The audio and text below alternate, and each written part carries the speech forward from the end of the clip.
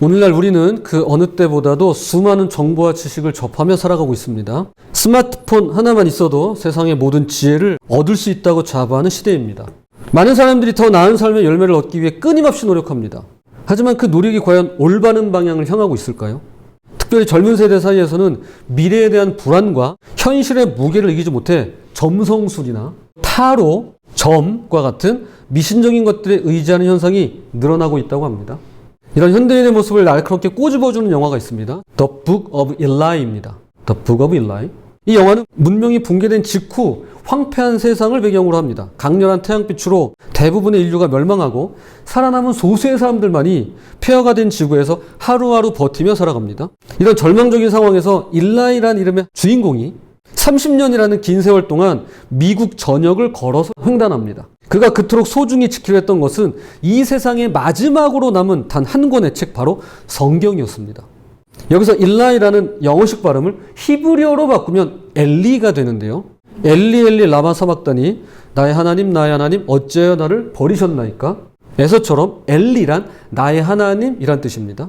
즉 The Book of Eli란 나의 하나님의 책이 되겠습니다. 영화 속에서 젊은 여인 솔라라가 일라이에게 묻습니다. 이전의 세상은 어땠나요? 일라이의 대답은 거울이 되어 우리의 모습을 비춥니다. 사람들은 필요한 것 이상을 가지고 있었지 무엇이 소중하고 소중하지 않은지도 모른 채 지금은 서로 죽이며 싸우는 것들을 그때는 그냥 버렸어.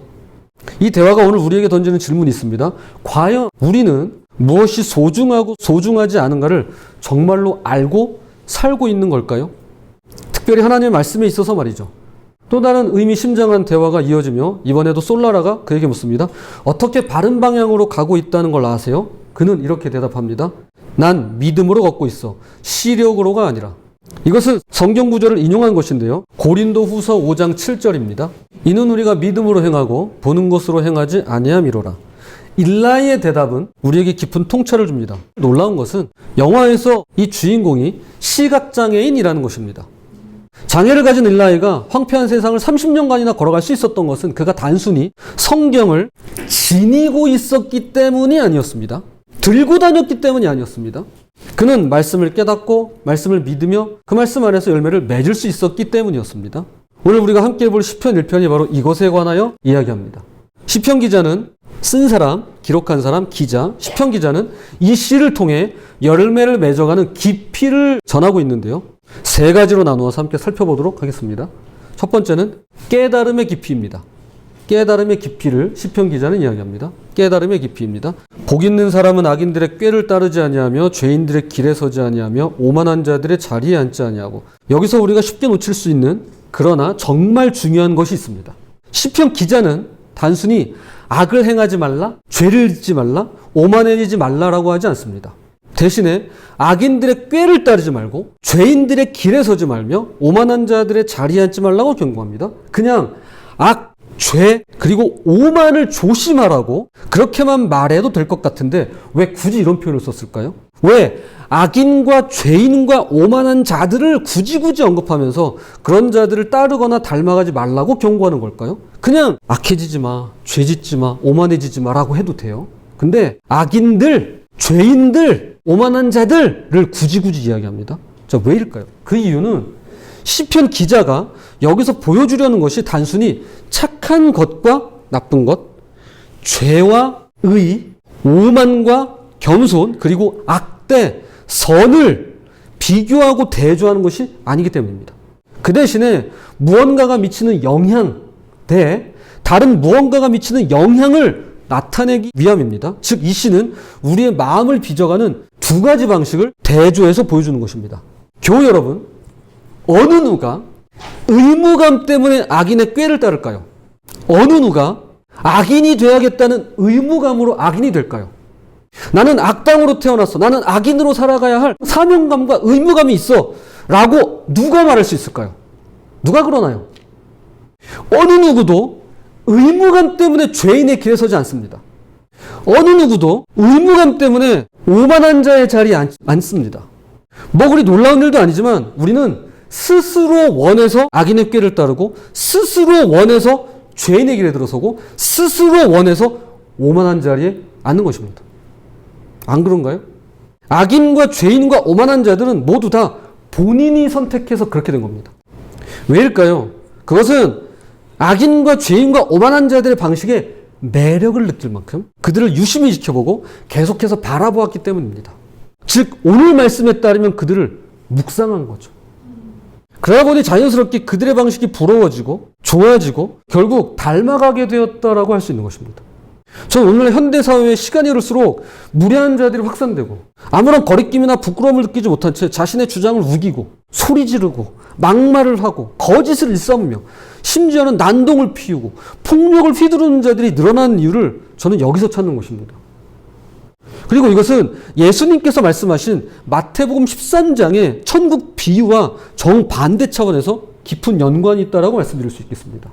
마태복음 13장 44절입니다. 천국은 마치 밭에 감추인 보화와 같으니 사람이 이를 발견한 후 숨겨두고 기뻐하며 돌아가서 자기의 소유를 다 팔아 그 밭을 사느니라. 이 사람은 왜 자신의 모든 것을 팔았을까요? 누가 강요했나요? 아닙니다. 아무도 그에게 사람하라 강요하지 않았습니다. 그는 그 보물의 가치를 너무도 잘 알았기 때문에 자발적으로 기쁘게 모든 것을 포기할 수가 있었던 것입니다. 스스로 원해서 그런 거예요. 시편 1편에 복 있는 사람 역시 마찬가지입니다. 그가 악인의 꾀를 따르지 않은 이유는 그보다 더 지혜로운 하나님의 인도하심을 발견했기 때문입니다. 그가 죄인의 길에 서지 않는 것은 그보다 더 확실한 하나님의 길을 발견했기 때문입니다. 그가 오만한 자의 자리에 앉지 않은 것은 그보다 더 안전한 하나님의 품을 발견했기 때문입니다. 그래서 하나님의 품을 발견한 사람, 하나님의 말씀을 진짜로 믿는 사람은 겸손해질 수밖에 없습니다. 영화 속 일라이의 고백처럼 사람들은 필요 이상을 가지고 있었고 무엇이 소중하고 소중하지 않은지를 몰랐습니다. 우리가 어떻게 세상 것들을 점점 더 갈망하게 될까요? 바로 이런 방식으로 시작됩니다. 우리는 마음을 어지럽히는 것들을 뒤쫓고 헛된 약속들에 귀를 기울이기 일쑤입니다. 그렇게 그것들을 바라보고 너무 많이 생각함으로써 그것들을 기뻐하고 원하더라는 것입니다. 그러다 자연스럽게 세상 사람들의 꾀를 따르고 그 길에 서고 그 자리에 앉게 됩니다. 그리고 어느새 위험하리만큼 세상 사람들과 닮아 있는 자신을 발견하게 되더라는 것이죠. 이런 방식으로 우리는 세상적인 것들을 점점 더 갈망하게 됩니다. 그러나 보물을 발견한 사람의 삶은 다릅니다. 겉으로 보기에는 많은 것을 포기하는 것 같지만 실제로는 더 큰 것을 얻습니다. 오직 여호와의 율법을 즐거워하여 그의 율법을 주야로 묵상하는 도다. 시인은 즐거워하여라고 노래하는데요. 이것은 의무감이나 강제가 아닌 기쁨에서 비롯된 선택을 가리킵니다. 예수님은 마태복음 6장 21절에서 내 보물이 있는 곳에 내 마음이 있도다 라고 말씀하셨습니다. 우리의 마음이 어디를 향하고 있는가를 보면 우리가 무엇을 진정한 보물로 여기고 있는지를 알 수 있다는 것이죠. 사랑하고 존경하는 교우 여러분, 우리 모두 말씀이라는 보물을 발견하면 좋겠습니다. 그리고 그 보물을 발견한 기쁨으로 마치 밭에 감춘 보화를 발견한 사람처럼 자연스럽게 시선이 하나님만을 향하게 되시기를 바랍니다. 자, 이어서 시편 1편에 전하는 두 번째 깊이는 믿음의 깊이입니다. 믿음의 깊이. 최근에 충격적인 조사 결과를 접했는데요. 기독교 사회문제연구원이 2023년에 발표한 기독 청년 인식조사에 따르면 만 19세에서 34세 사이의 개신교인 1000명 중 무려 절반 가까운 45.4%가 점이나 사주 그리고 타로를 접했다고 합니다. 혹시 여러분 점, 사주, 타로가 앱으로 있는 거 아시나요? 학생들은 다 해봤어요. 다는 아니죠. 많이 해봤을 거예요. 정말 많이 해봤을 거예요. 청년들도 절반 가까이. 근데 기독 청년이라는 겁니다. 그 귀한 기독 청년들. 이것은 단순한 호기심의 문제가 아닙니다. 우리가 진정으로 신뢰하는 대상이 누구인지를 보여주는 신앙의 온도계라고 할 수 있는 것입니다. 성경은 무속의 본질과 그 위험성을 세 가지 모습으로 분명하게 나타냅니다. 먼저 출애굽기 바로왕입니다. 그는 하나님의 능력 앞에서 마술사들을 불러 대항을 했지만 결국 그의 강팍한 마음, 완고한 마음만 드러냈을 뿐이죠. 둘째는 민수기의 발람입니다. 하나님의 백성을 저주하기 위해 복채를 받았지만 오히려 하나님의 주권만 드러내고 말았습니다. 가장 비극적인 것은 사무엘상의 사울 왕입니다. 그는 처음에 신접한 자들을 추방했으나 하나님과의 관계가 무너지자 결국 스스로 그들을 제 발로 찾아갑니다. 무속의 본질이 바로 여기 있습니다. 하나님을 믿지 못하니까 다른 길을 찾게 되고 결국 비참한 끝을 맞이하더라는 것입니다.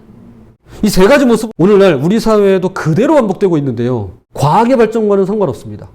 IT 기술과는 관계없습니다. 무속이 위험한 이유는 이것이 개인의 문제로 끝나지 않는다는 점이 있습니다.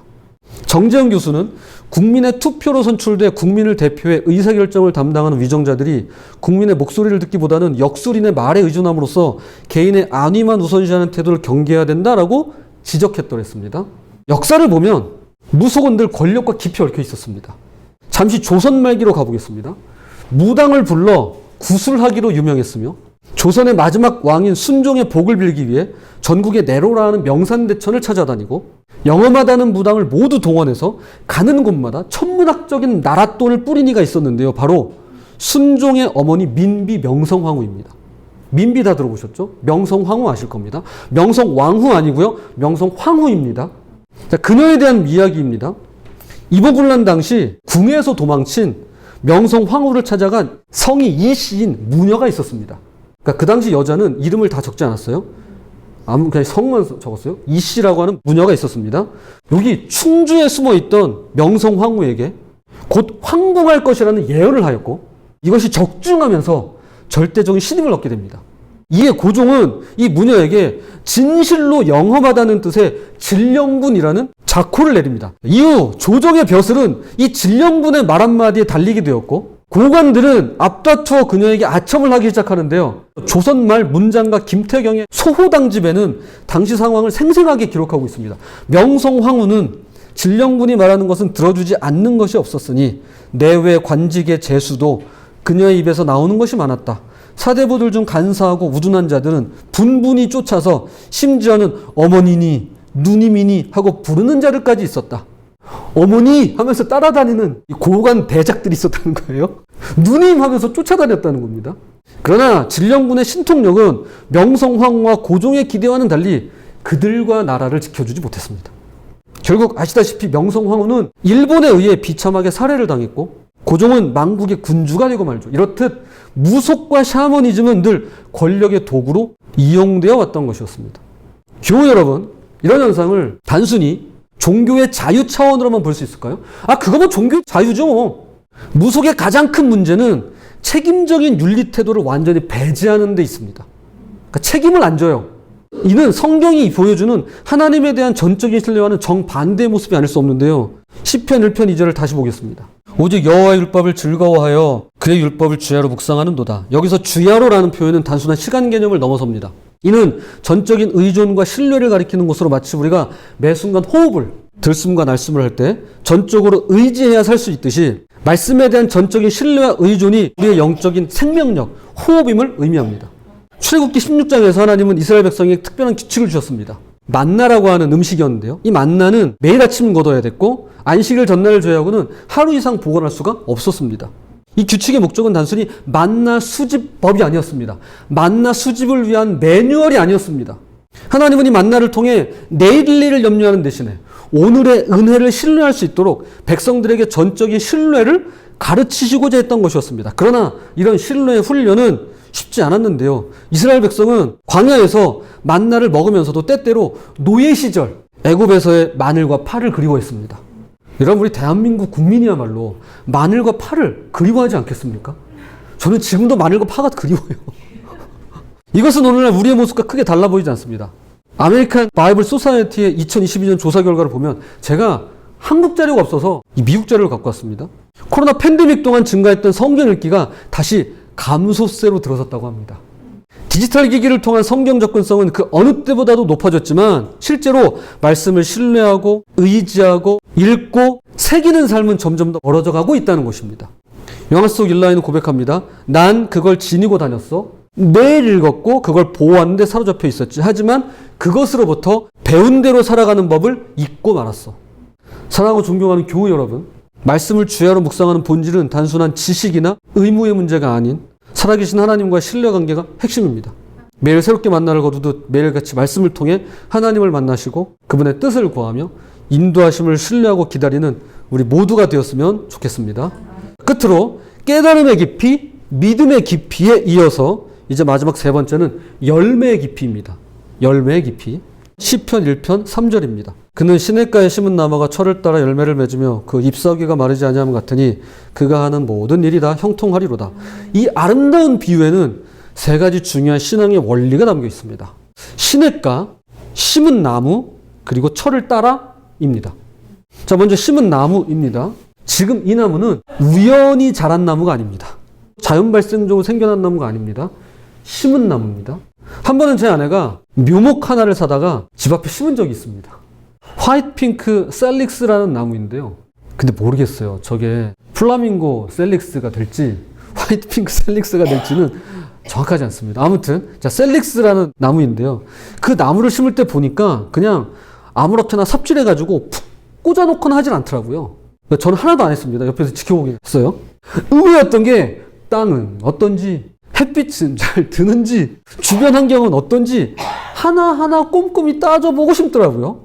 나무를 처음 심는 제 아내가 그랬다면 하물며 요한복음 15장에 농부이신 하나님은 어떠실까요? 하나님은 우리 한 사람 한 사람을 특별한 목적을 가지고 특별한 자리에 심으신 게 틀림없습니다.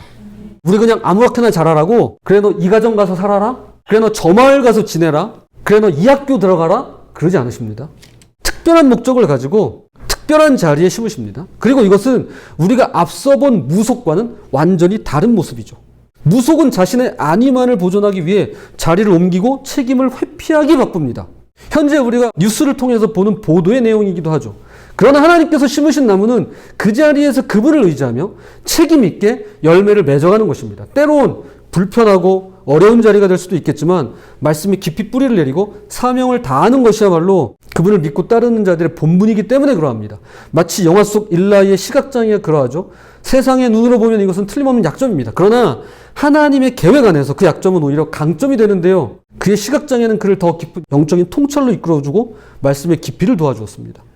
이처럼 하나님은 우리를 각자의 자리에 심으시고 우리만의 독특한 방식으로 열매를 맺어가십니다. 이어서 시냇가를 보겠습니다. 여기는 시냇가라는 위치가 지닌 의미가 있는데요. 시냇가는 끊임없는 생명의 공급처입니다. 마치 매일 아침 믹스커피 한 잔으로 하루 일과를 시작하시는 현장 근로자분들처럼, 또는 매일 아침 엄마가 정성껏 차려주신 아침밥을 먹고 등교하는 우리의 자녀들처럼 우리에게는 매일의 영적인 양식이 필요합니다. 말씀 묵상이나 개인 기도 시간 같은 각자의 시냇가 말입니다. 나에게도 시냇가가 있어야 돼요. 그것은 비단 교회만을 가리키지 않습니다. 내가 영적인 양식을 공급받을 수 있는 시냇가가 필요합니다. 사실 나무는 수동적으로 물을 받기만 하지 않습니다. 적극적으로 뿌리를 뻗어 물을 찾아갑니다. 때로는 발을 뚫고 수십 미터를 뻗어 나가기도 하는데요. 이것은 앞서 살펴본 전적인 신뢰 모습과 연결됩니다. 신뢰한다는 건 그저 가만히 기다리기만 하는 게 아닙니다.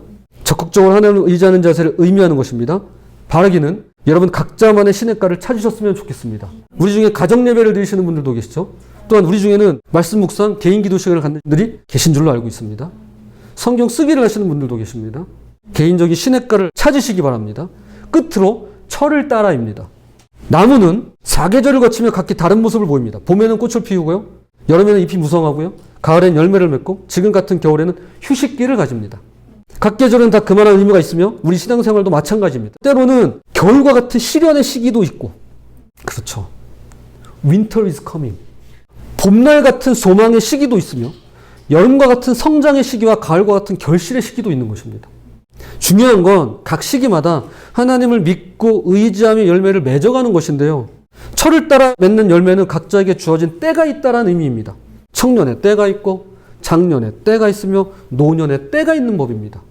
그런데 여기서 꼭 기억해야 할 점은 열매가 결코 나 혼자만을 위한 게 아니라는 것입니다.